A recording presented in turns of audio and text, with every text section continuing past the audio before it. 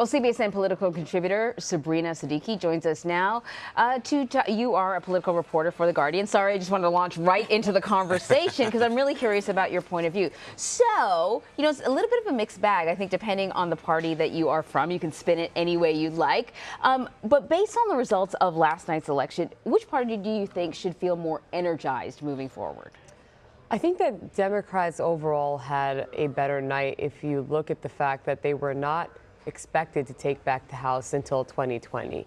And some people have lost sight of that because there was a lot of momentum around some of these star quality candidates like Beto O'Rourke, Andrew Gillum. There's no question that the party is feeling those losses. But at the end of the day, they have gained and expanded a decent majority in the House where they'll be able to block a lot of the president's agenda and launch a series of investigations. Republicans, of course, did better than expected, though, in the Senate. But I think that if you take the wins for Democrats in the House and you pair that with a number of governor's mansions that were flipped, overall they should feel pretty good about it, all things considered. Why do you say they weren't expected to take back the House till 2020? I mean, isn't this sort of historically, this is the time when, voters tend to sort of give whoever's in, sort of the presidential seat a bit of a check there to let them know, hey, listen, you can't just sort of do whatever you want? Historically, this has been, but the map actually was initially advantageous to Republicans. But what happened is you saw a wave of Republican retirements, some of which had to do with the rise of Donald Trump. They could not see themselves as being competitive in a Republican primary, nor did they want to deal with the politics that Trump ushered in to Washington. And so that gave Democrats these pickup opportunities in as many as 23 districts, of course, needed to flip the House. But otherwise, had we been talking about President Hillary Clinton, then I don't think we'd be having a conversation around a Democratic takeover of the House just yet. Sabrina, we've been all morning long talking about what this means for the president. I want to throw up the tweets that he just tweeted in the last hour or so. He says this: if the Democrats think they're going to waste taxpayer money investigating us at the House level, then we will likewise be forced to consider investigating them for all the leaks of classified information and much else at the Senate level. Who can play at that game? I mean, you cover the White House.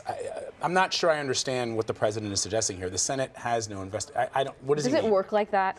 No, but this is really classic Trump, right? I mean, he's going to really, I think, fight back even before Democrats have had the opportunity to formally take the gavel, because the White House has been preparing certainly the legal groundwork that may be needed for investigations that center around the special counsel and whether Trump obstructed justice, the firing of James Comey.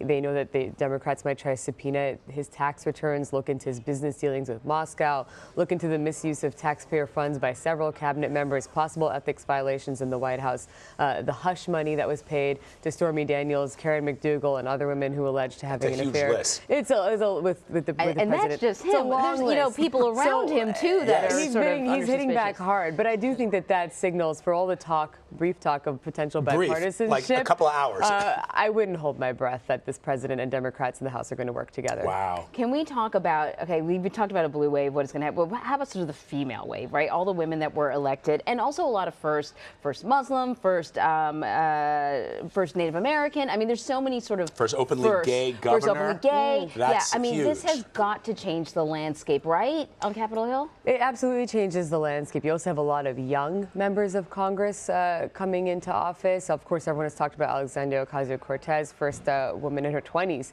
to be sent to Washington. And Abby Finkenauer. It obviously changes the landscape, but does it change the conversation? I think it should. I think, it's not going to change anything immediately when you look at still the median age of members of Congress. But one of the issues it speaks to is that voters increasingly want to see elected officials who are more representative of the diversity of this country. Democrats also did a smart job of fielding candidates who they knew would excite their base. They couldn't simply cater to the base with candidates who didn't actually look like that coalition of voters, people of color, women. And it was undoubtedly a huge year for women, especially who have organized since Donald Trump's election. We saw that in the Women's March. What would that actually look like at the ballot box? And you have, I think, 90 women who won their elections last night. 28 of them roughly are first-time candidates.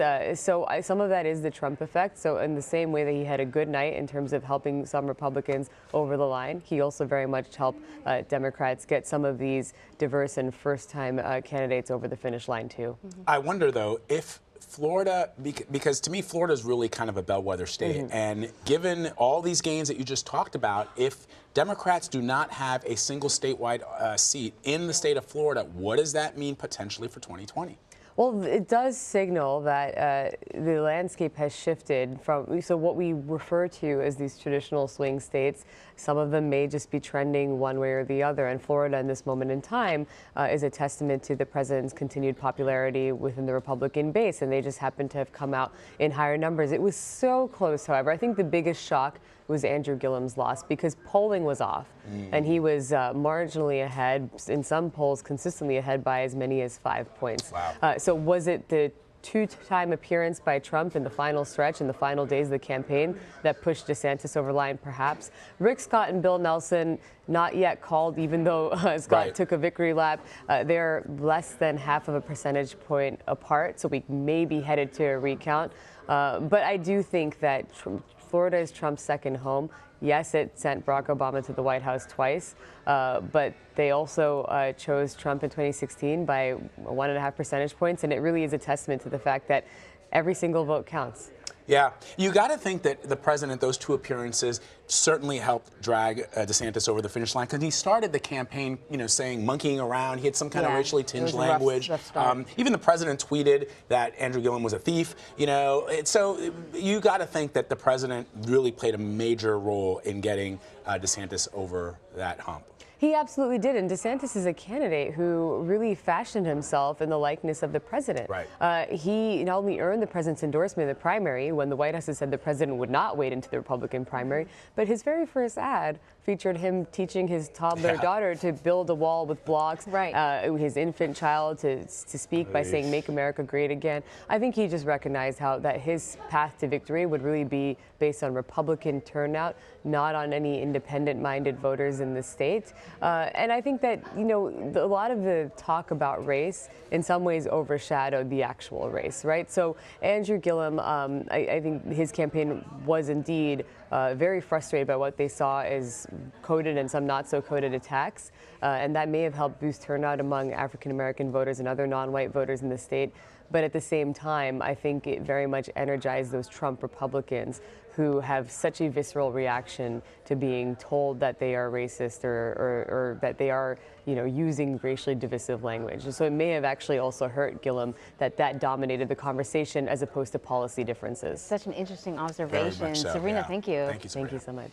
All right, so don't forget to take us with you anywhere you want to go. Download the CBS News app so that you can have quick access to the election results that matter to you, no matter where you are.